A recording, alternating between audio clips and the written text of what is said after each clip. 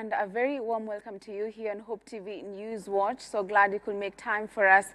My name is Grace Ongoy and our sign language interpreter tonight is Boniface Mureithi. Let's begin. Now, the Evangelical Women Alliance have marked Saba Saba Day by holding a peace prayer walk in the city of Nairobi as they seek divine intervention on behalf of Kenya as the country gets to the home stretch of the August 9 general election.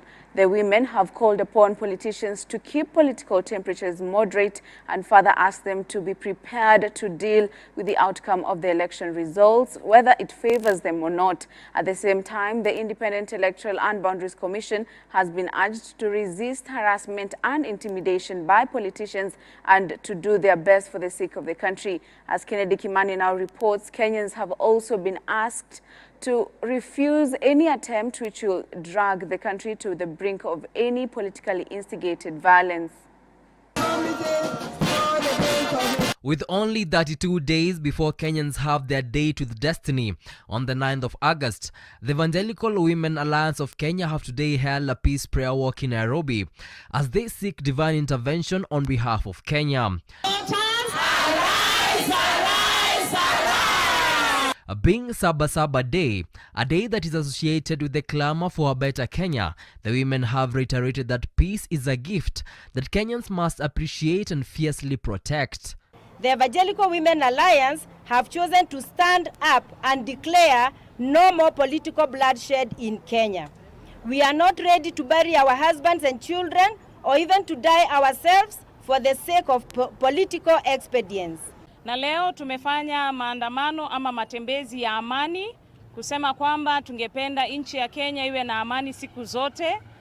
Tumejua nchi ya Kenya ikiwa na amani, hatungependa kuona umwagikaji wa damu. Na hivyo tunaomba watoto wetu wasitumike vibaya katika msimu huu wa uchaguzi. The political class have been called upon to keep political temperatures moderate as the country gets to the home stretch of the August polls, with the IEBC urged to resist harassment and intimidation by politicians. Our call is to the political class to keep political temperatures moderate. You are seeking to serve. It is not a do or die situation. Persuade your voters and allow them to make their decision. We call on all political actors to be prepared to deal with the outcome of the elections, whether it favors them or not. Tunaomba kwamba IEBC itafanya kazi iliyo sawa na tunaomba kwamba sisi wote tuwajibike, maana ni haki yetu kupiga kura. Lakini tunaomba kwamba kuwe na amani, viongozi wa siasa wasitumie maneno ambayo yanaweza kuleta furugu, ili amani ikapate nafasi katika nchi ya Kenya. Kenyans have further been called upon to refuse any attempt which will drag the country to the brink of any politically instigated violence. In Jesus' name, amen. It shall prevail now and during and after. Amen. And Kennedy Kimani, Hope TV News Watch, Nairobi. Thank you, Kennedy, for beginning our report. Moving on, the Independent Electoral and Boundaries Commission, IEBC, has received the first batch of the ballot papers to be used in the upcoming general election. This comes just 32 days to the election, with the commission still facing several legal battles over nomination of aspirants. IEBC Chairperson Wafula Chebukati says the commission will print 22,120,458, which is the number of voters in all 6 elective seats. Chebukati said the process of printing more ballot papers is still ongoing, adding that they will have security features embedded to them. He also refuted claims over plot to sneak the ballot papers in the country through Uganda. Tony Omondi has the details.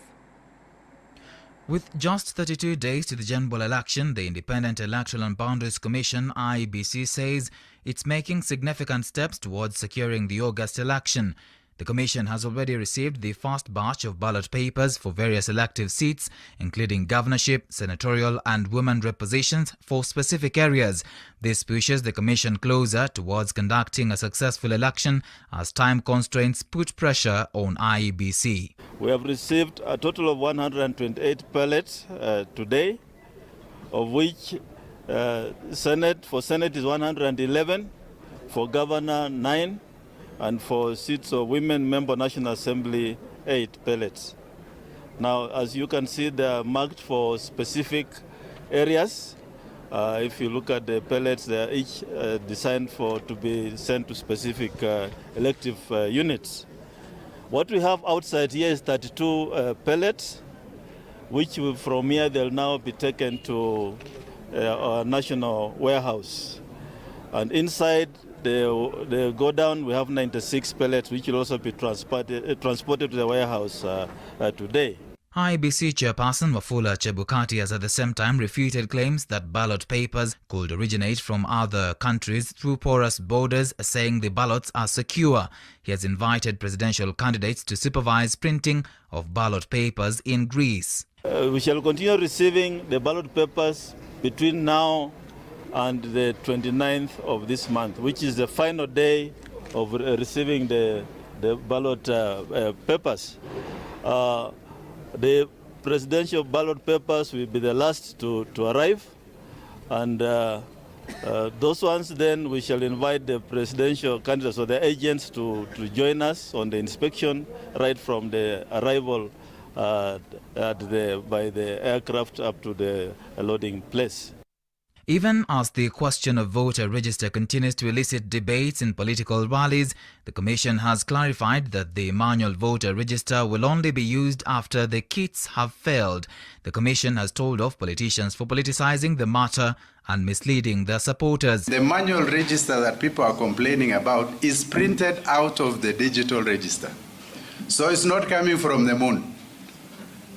It is this digital register which we used to collect your details that we print and bind in form of a book. So there is no way you will be in the book, the manual register, and you will not be in the digital register. So when you turn up, and for some reason we can't find you, we have tested all your 10 fingers and none of them is identifying you or is popping, your details are not popping up. What is the second option that was as per the court orders of 2017?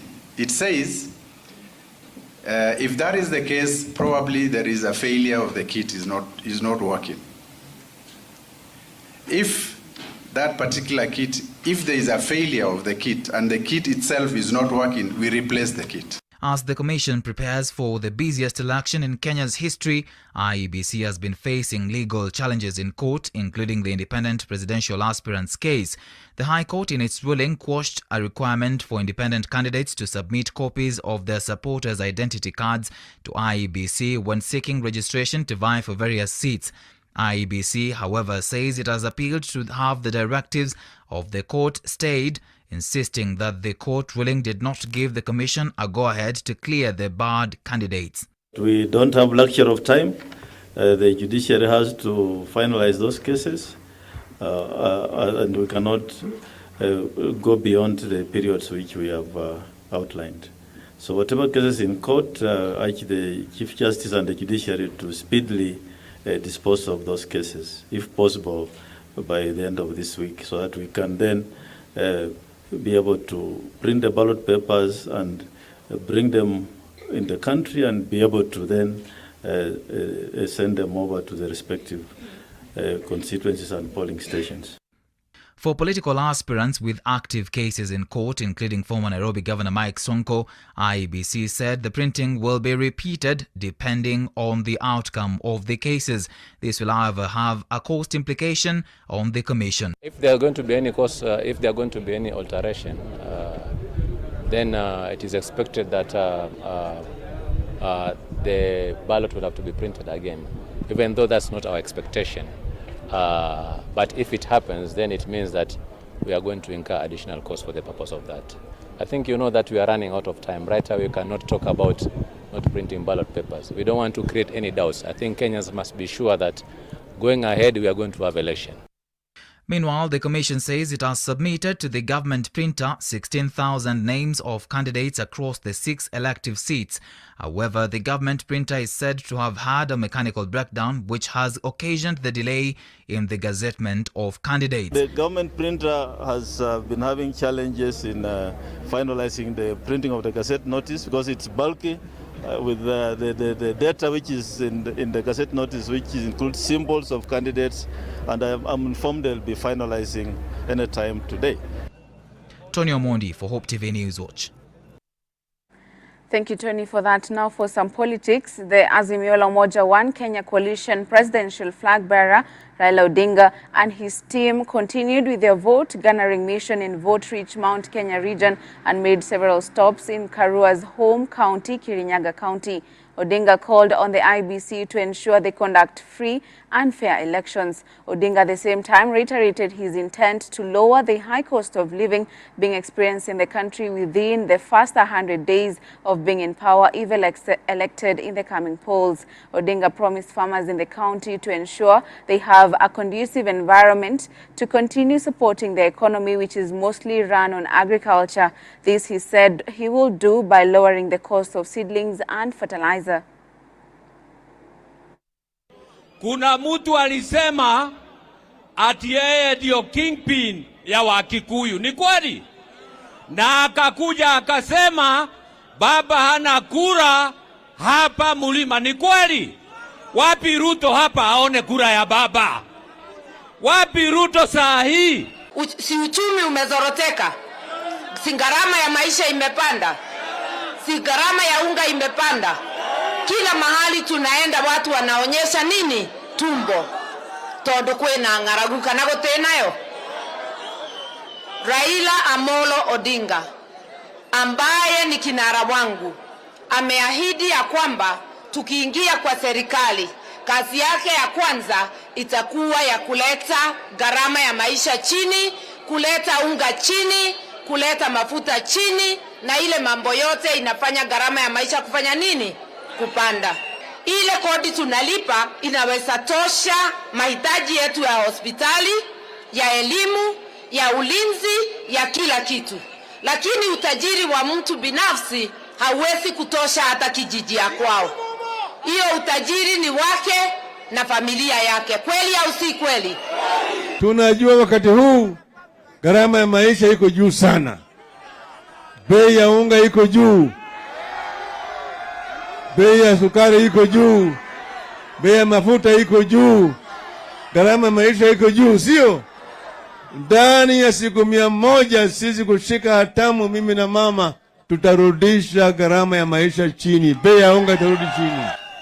Tayari tuko zaidi ya 65%, tutashinda na zaidi ya 70%. Kwa hivyo sisi hatuwezi kususia uchaguzi. Sisi we cannot boycott elections. Nilisema haitafanyika kama wataiba. Sikusema ya kwamba hatutaingia kwa uchaguzi. Sisi hatutasusia uchaguzi. We shall not boycott elections. We cannot boycott elections.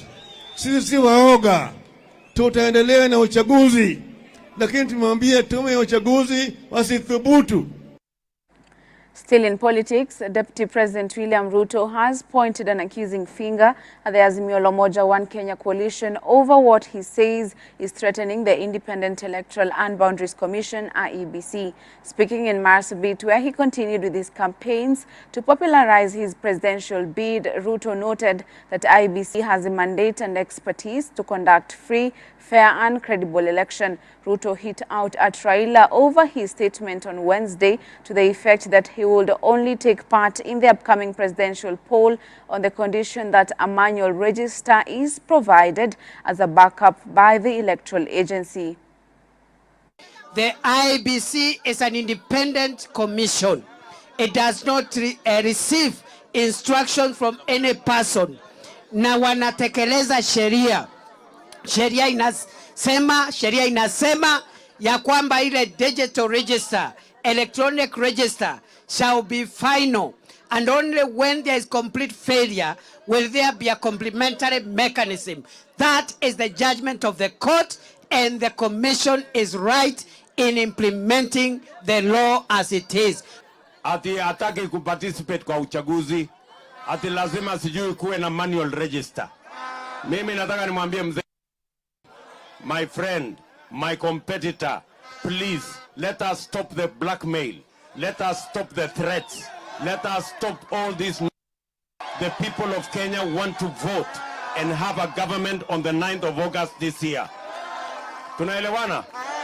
And you people in the, you have to make up your mind whether you want to participate in this election, and if you do not want to participate in this election, stop giving us threats and ultimata. The IEBC is an independent institution.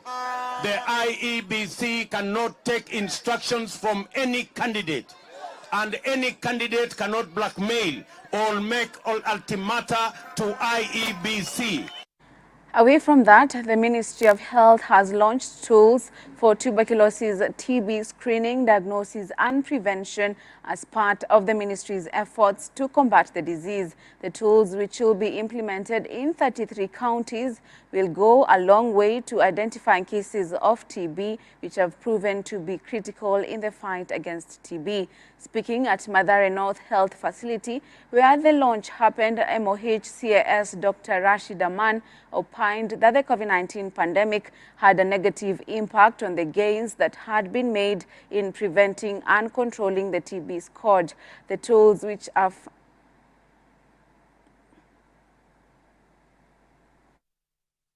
we have embarked on a journey to scale up our programmatic efforts by introducing innovative approaches that will help the country accelerate the achievement of these targets for us to realize the mission of ending TB by 2030. The COVID-19 pandemic had a negative effect on the gains that we had started seeing in 2020 in preventing and controlling the TB scourge. Launching the Introducing New Tools project presents us with a great opportunity to promote the delivery of client-centered services and improve TB case finding, thereby reaching more Kenyans with TB services and treating them in a timely manner.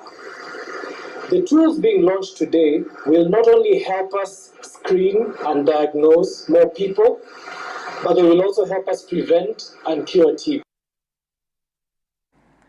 The tools, which are funded by USAID, which Kenya has benefited for TB screening, diagnosis and prevention, include treatment courses for TB prevention therapy, 3RH regimen to benefit 13,000 persons, lightweight portable digital chest X-ray equipment kits with accompanying software for the computer-aided detection of TB, 2 interferon gamma release assay IGRA machines to aid in detection of TB infection, medication sleeves for 5,000 patients with TB as part of the digital adherence technology, and connectivity solution for all TB diagnostic equipment.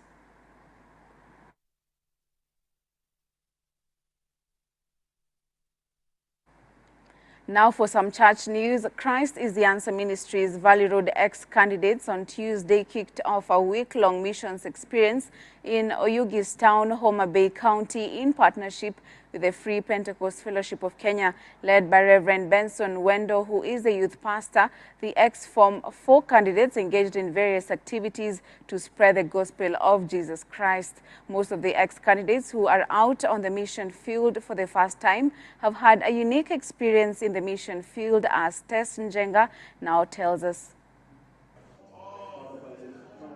Sitam Valley Road ex-candidates mission in Oyugis, in association with the Free Pentecost Fellowship of Kenya, on Wednesday entered the second day.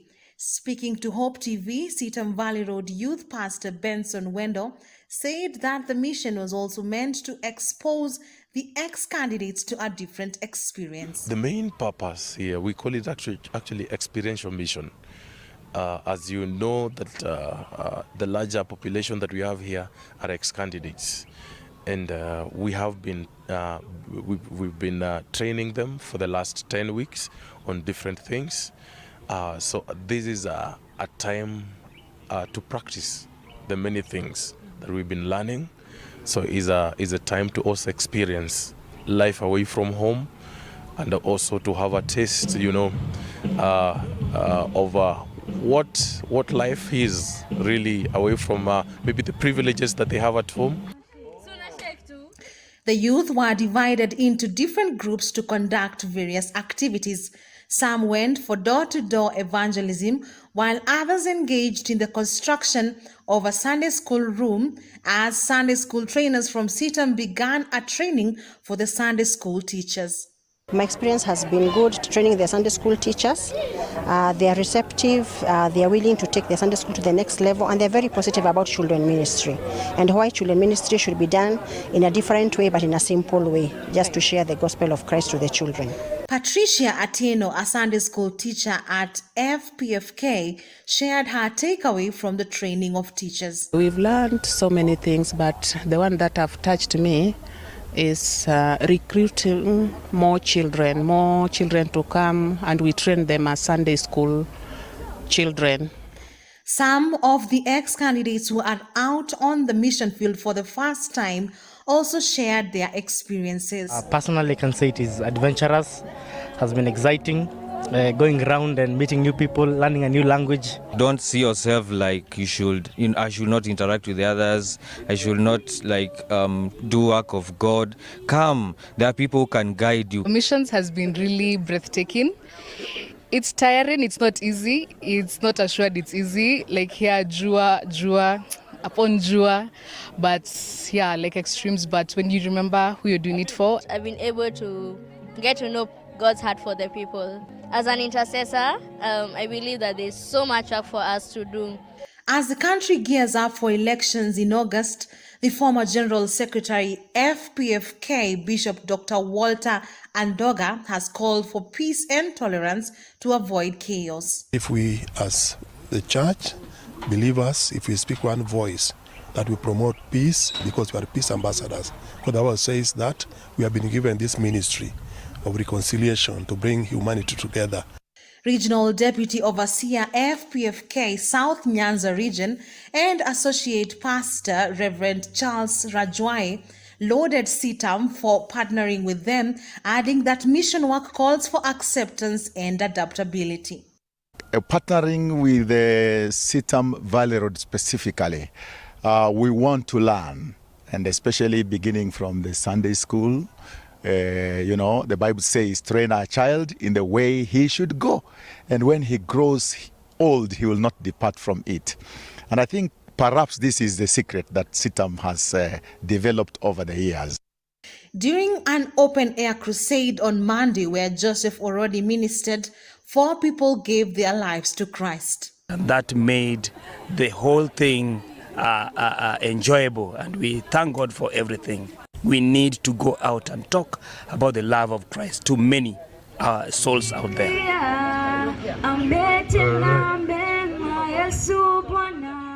At least 87 ex-candidates from CITAM Valley Road, alongside other co-workers, are participating in a 6-day-long evangelical mission in Oyugis, Homa Bay County, as they spread the gospel of our Lord Jesus Christ, among activities such as crusades, door-to-door evangelism, and prayer walks. Reporting for Hope TV Newswatch from Oyugis, Homa Bay County, I'm Tess Njenga. Thank you, Tess, for that. The CITAM Missions under Christ is the Answer Ministries has on Thursday completed its 4-day scholarship mentorship camp, which aims at impacting the lives of students from needy families from northern Kenya and every part of the country. The program, which happens each year, has impacted many students who have received scholarships from CITAM Missions. Here is Dolly Murigi with a story. Despite all the efforts to eliminate global poverty, the number of the poor and the needy student in Kenya has been growing. However, different stakeholders have come up with different ways of enabling poor students acquire education. For quite a number of years, CITAM Missions under Christ is the Answer Ministries has awarded sponsorship program to vulnerable and needy students from the different parts of the counties to ease the burden on parents and guardians struggling to raise school fees. Each year, CITAM Missions conduct mission camps for sponsored students, which aims at mentoring the student, checking the performance and advising them to study better as they prepare for the future. On Thursday being the last day of the 4-day program, saw a number of students equipped. The program is mainly composed of vulnerable students, and among these we have children who are totally orphaned, children who've been abandoned by their parents, children whose parents are not able to care for them because they are sick and bedridden, and children who are differently abled. We also have children whose parents have a chronic disease which makes them unable to work. CITAM scholarship has benefited a quite number of students from every part of Kenya, and we have seen the fruits of the scholarships. Some are joining universities, others are joining colleges, and it has really also impacted the students, the knowledge they have gained throughout the camp. Clinton Otieno, who is a beneficiary of the CITAM Mission Scholarship Program, is already a graduate from Maseno University. His life took a new turn in 2012 after he got the scholarship program, joining Kagumo High School in Nyeri County. Otieno by then was at the verge of taking his own life due to the school fees baggage. Happy that through that beneficiary program, I've been able to assist and help my parents. More importantly, my siblings, they are now depending on me. And all I could say that the verge, somebody who was almost committing suicide, has now turned to somebody that who's really people are really depending on. A number of students who are already benefiting from this program could not hide their joy, recalling the shattered dreams that came back to life. I had no hope to join high school. I was just like to stay at home. I got to my pastor, we talked, I applied STEM sponsor, and they accepted me. Came home to find the family was financially challenged.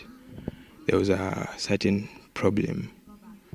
And so I applied for the CITAM scholarship and I got accepted, and it has helped me stay in school this time. Probably without it, I wouldn't have been in school. The target is to get an A and to pursue software engineering in the future.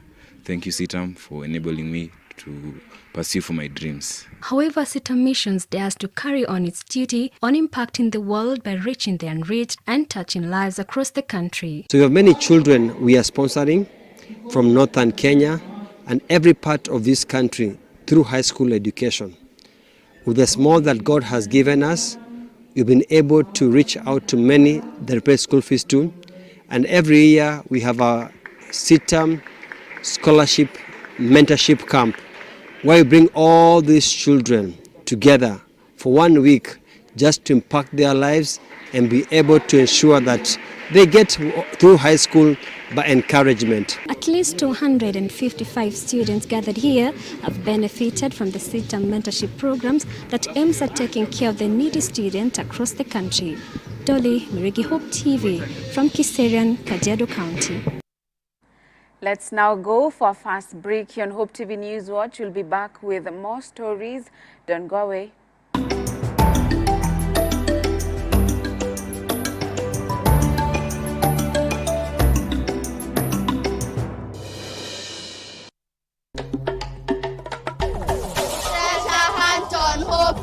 Starting this week, we bring you great content for boys and girls in this new season of Treasure Hunt. Kisa cha Simba Shambani.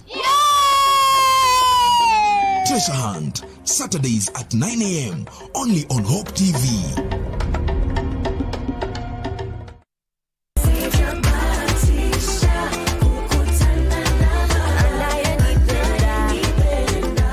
Every Friday at 11 a.m. on Hope Junction.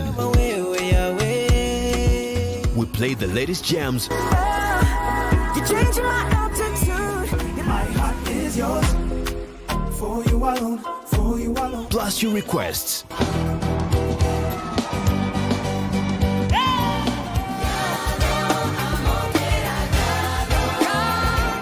If your favorite song tells your story better, let the whole world hear it.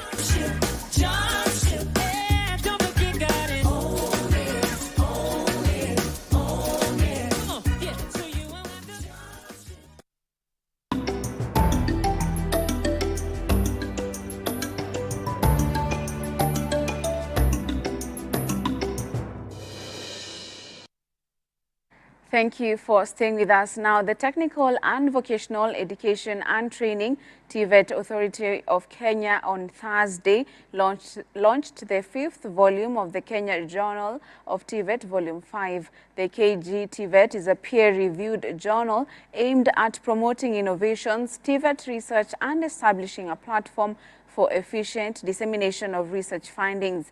The journal was previously a publication of the Rift Valley Technical Training Institute.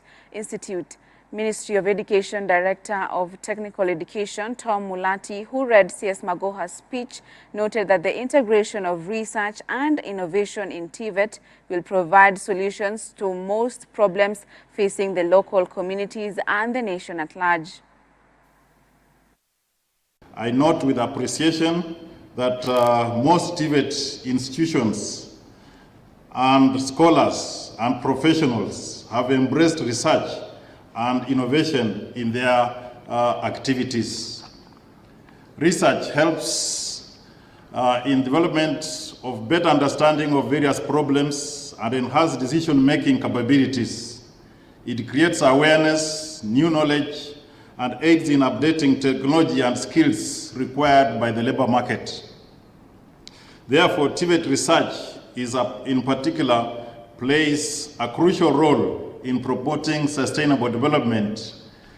It is essential for innovation, social participation, employment, and human resource development and growth of all sectors of the economy across the globe. This journal should ostensibly also resonate well with how we reform the curriculum, with how we train, and with how we develop collaborations and linkages requisite for the quality training of TVET in this country and beyond. Now, close to 100 local and international investors have shown interest in the 50 acres allocated to Nakuru County by the state at the Special Economic Zone SEZ in Naivasha, Maimahio. Despite political statements over services at the zone, which also acts as a dry port, the county has moved in to develop a master plan with the issue of water supply and feeder roads addressed. According to the chief officer in charge of land in Nakuru, Judelea Waihenya, 80 investors had been vetted and will be given letters of confirmation to work in the zone. Waihenya denied that port services had been relocated from Mombasa, adding that the facility in Naivasha was complementing what had been done at the coast. The planning process is ongoing. We had a joint planning meeting with the ministry, and we were able to get participants give their views, which we are considering, and in a bit we shall be able to release the amended plan so that we allow investors now to start doing their work, constructions, and also bringing business into that area. And in this season of politics, we would be the last people and citizens of this country and the county to hear that it would move away from Naivasha. So we are graced as the technocrats to confirm to potential investors that that's a place to be, and in a bit you get a plan that is permanent, amended, and that has a capacity to hold all the interests of different users, including the hospitality industry, conferencing, and many other businesses that were attracted when we called for investors. According to the 50-acre parcel that we got as a county, we were able to attract about 80 investors who have been vetted. They have been given their letters of confirmation, and they will soon, after the plan is approved, they will be getting their subleases to start their work. Lack of classrooms and inadequate teachers continues to be a huge challenge for learning in Kajiado County. This is despite high interest in learning, even among the adult learners. According to Kajiado County Adult Learning Coordinator Mercy Njiriri, lack of finances remains a huge obstacle for facilitating adult learning. On their part, the adult learners attributed their failure to finish school when they were younger to backward traditions that viewed education as a waste of resources. Sisi rika yetu tulipokuja kuingia shule, maybe unasoma ukifika class 6, class 7, wanaona hiyo ni hali ya kuharibu mali, tunatoka tu ofyo. Warani wanahitaji sana elimu ya watu wazima kwa sababu anti-FGM policy implementation yake itaenda sana na uelewa. Tukiweza kupata mambo ya adult education ikue pia devolve ifikie hawa watu mahali ambayo ni kikundi ya watu ambayo wamekaa pamoja, hautangangana kutafuta kujeni wako tayari. Is this a class already? In Kajiado County, residents are calling on the government to come to their rescue and alleviate suffering caused by drought in the county. The residents lamented that drought has continued to affect their livestock, and the only remedy remaining now is for the government to buy their livestock lest they sell them at a loss. The frustrated residents claimed that they were spending too much money on buying feeds for their livestock. Additionally, the locals have decried malnutrition for school-going children who may be unable to go back to school after reopening if there are no plans for feeding program. Shamba zetu ni ng'ombe. Na unaona sasa kirangasi umekuwa kubwa sana hapa. Hata sasa nikijaribu kulipa pesa ya watoto ni ngumu kulipa. Sasa kama unawezekana tu kweli ufanye chini na juu utusaidie na hiyo, kwa maana sasa ng'ombe yetu imekuwa mkondo, hatuwezi uza, ukipeleka sokoni unarudisha.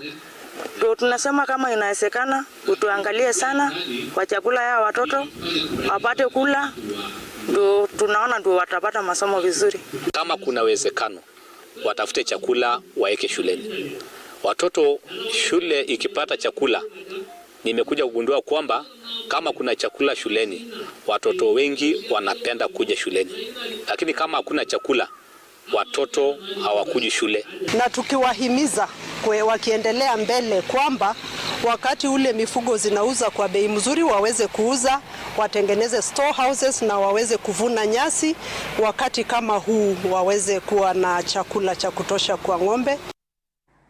From Kajiado, we move to Busia County, where women empowerment groups are calling on the government to issue them with soft loans that have no interest to allow them finish up projects which have been stalled due to lack of finances.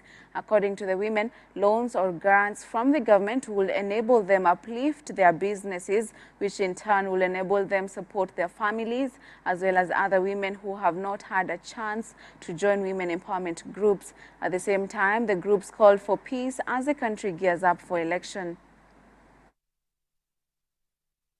Kwa sababu ya idadi kubwa ambayo tuko nayo, tungetarajia ikiwa kuna msmisani yeyote ama serikali inaweza kusikia kilio chetu, kwa sababu hii ni idadi ya wamama wa kiwango ya chini, kama inaweza kutufadhili mikopo ama grants zozote ili hawa mama wapate kuinuka ndani, sababu wanafanya table banking na wanataka wajimudu kibiashara pia. Tunaomba mahali tunaona tunaendelea, mama na wafadhili watakapokuja tutapata vitu kama cafeteria, alafu hawa mama vijana ambayo wana nguvu wataandikwa hapo kazi na hawatakuwa na shughuli hata ya kuacha manyumba zao na kukimbia na kufanya vita na waume zao. Nafikiria hata kanda tutapata, hata hiyo cafeteria tutapata, na hakika tutasimama na tutakuwa kama wamama katika sehemu zingine. Amani ndio kitu tunatangaza. Watu wawache maneno ya kusema kupigana. Kura iwe ya amani. Sisi tunataka amani. Sisi wamama tayari tumejipanga na tunataka ile Busia ambayo iko na amani. Still in our county news, it has been said that it is virtually impossible to win a political campaign with no money, despite having the qualifications or better grasp of issues, with the better financed candidates winning often. However, one senatorial candidate in Embu, Alexander Mundigi, is out to challenge the narrative by running a successful campaign without billboards, banners or posters, and is reportedly giving his opponents a run for their money as the election draws near. Mundigi, perhaps the only candidate in the race with no financial muscle to run a well-oiled campaign, has nonetheless been able to endear himself to the electorate across the county by availing himself in public functions. Mundigi says if elected, he will lobby for more funds to the devolved unit from the national government and also hold the county to account in the utilization of public resources to end plunder that has derailed development in the county. Mimi nauliza mwananchi, billboard hakuna mahali inaenda. Na mimi tumekaa na mwananchi kwa kipindi ile ya miaka 5 na ingine miaka 5. Na wameona vile tumekuwa tukienda safari moja. Na wengine wameka hizo vitu zote wamekuja sasa. Nataka kuambia mwananchi asinisahau tarehe 9 mwezi wa 8. Awachane na hao watu wote wafanye hiyo kitu kwa sababu walienda na sasa wamekuja. Kwa hivyo namuuliza mwananchi anichague ndio tuweze kuendelea vizuri na sitamleti down.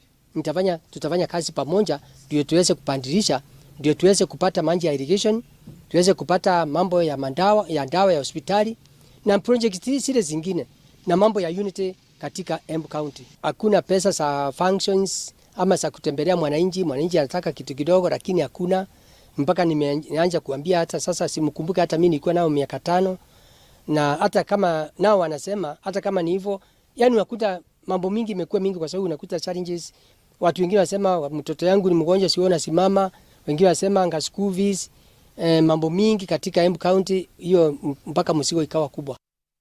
Let's do one more county news story. Police in Embu County have launched a manhunt for a man suspected to have an illegal alcohol processing plant within Ugweri area in Mbeere North Sub-County in a multi-agency operation led by the Embu County Commissioner, Dr. Edison Nyale. A house disguised as a church was raided and assorted alcohol brands recovered. The officers further managed to access a palatial house belonging to the suspect, believed to be used to access the illegal plant, making it impossible for authorities to detect any association of the palatial house with the illegal business.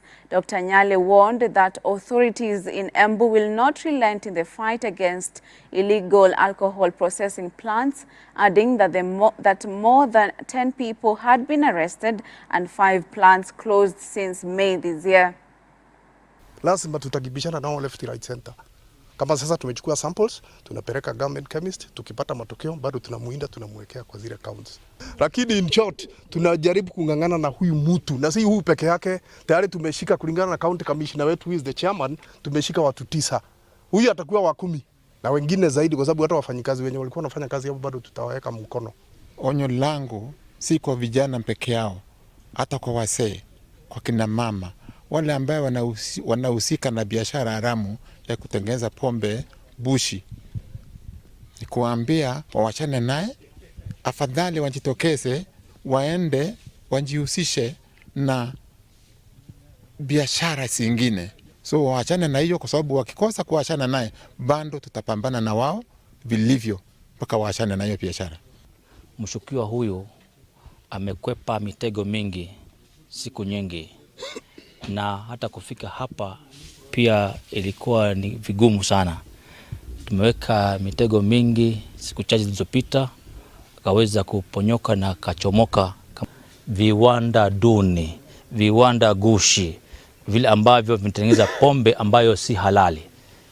Mnafahamu tangu mwezi wa 3 mpaka saa hii ni kama viwanda 4-5 hivi ambavyo tumebomoa pamoja na nyenye. Now, President Uhuru Kenyatta has been honored for his outstanding role in promoting peace, security and stability in Burundi and the Great Lakes region as a whole, and received the National Order of the Republic of Burundi, the highest award of honor in the East African nation, on Thursday. The citation stated that President Kenyatta was honored for the outstanding role he played in promoting peace, security and stability in Burundi during the political crisis in 2015.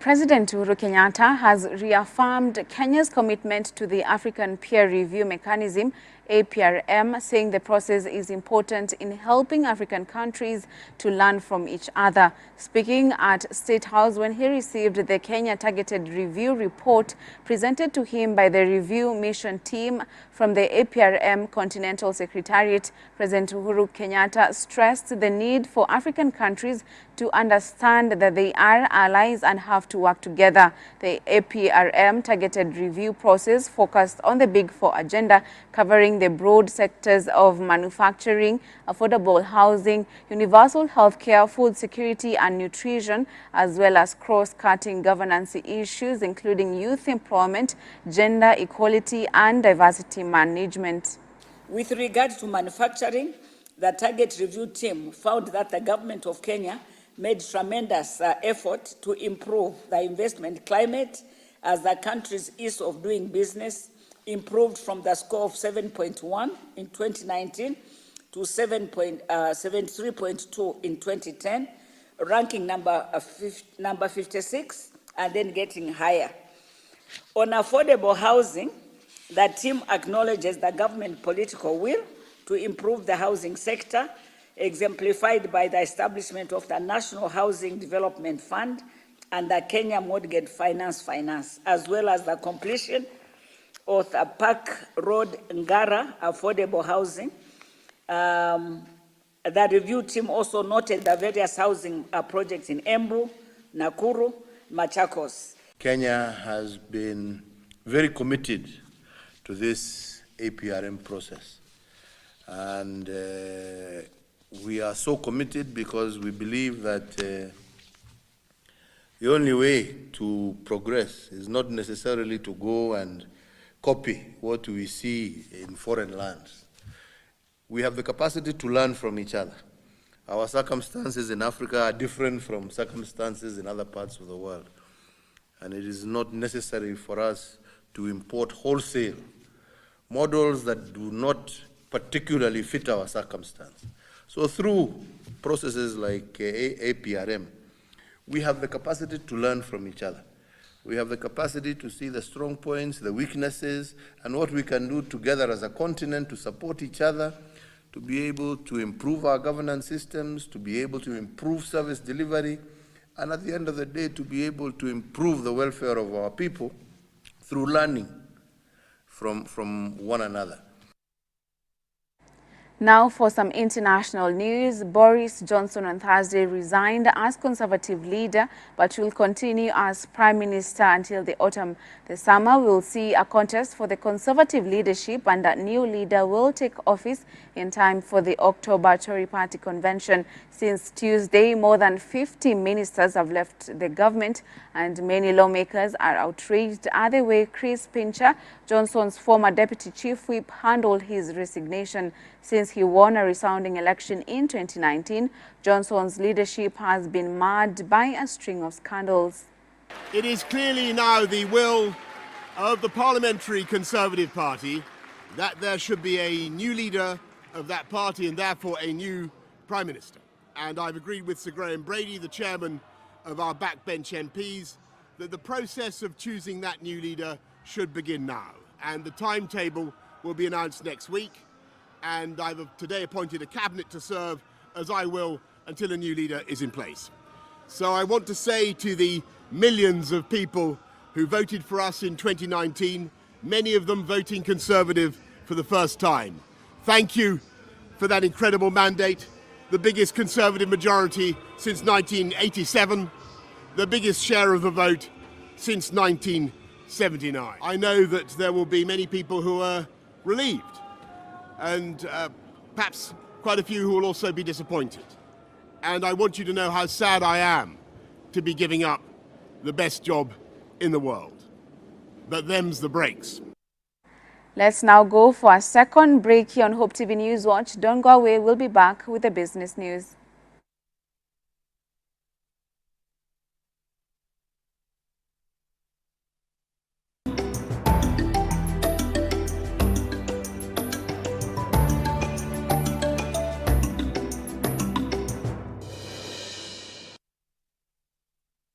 Hope TV is now available on GoTV Channel 103, Zuku Channel 873, Signet Channel 817 and StarTimes Channel 026. Enjoy our uplifting content and family-friendly programming anytime. Hope TV, you look and live.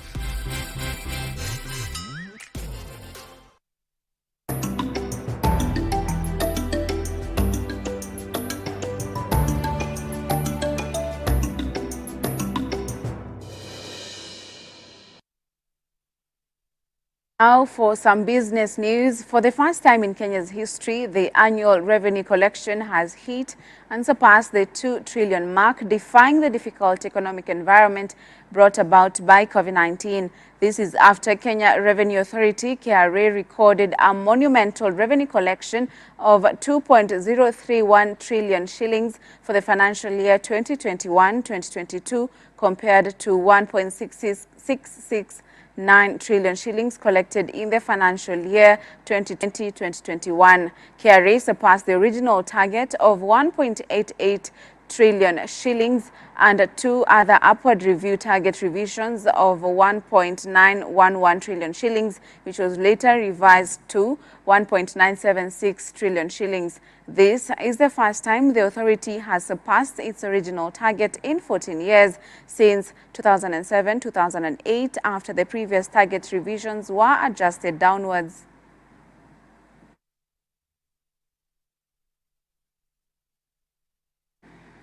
Now for some sports news. Rafael Nadal conjured up a mesmerizing 5-set recovery from a potentially tournament-ending injury on Wednesday to reach an 8th Wimbledon semi-final, where he will take on Australian firebrand Nick Kyrgios. Second seed Nadal, the 2008 and 2010 champion, defeated Taylor of the United States in a match lasting 4 hours and 21 minutes.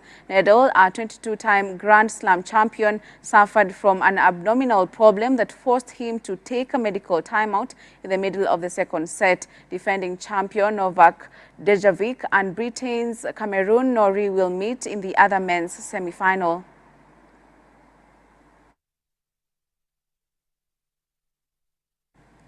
Still in sports, Kenya Simba sustained Algeria's pressure as they stormed into the final of the Rugby Africa Cup with a 36-33 victory over Algeria in Marseille on Wednesday night. Injera was missing in the game due to injury and took duties on the bench, and his constant communication and motivation for the players played a role as they sustained late pressure. The Simbas now have a date against the winner of the semi-final to encounter between Africa champions Namibia and Zimbabwe, Sebols. To win against Algeria, and Simbas scored 5 tries, converted 4 and added a penalty.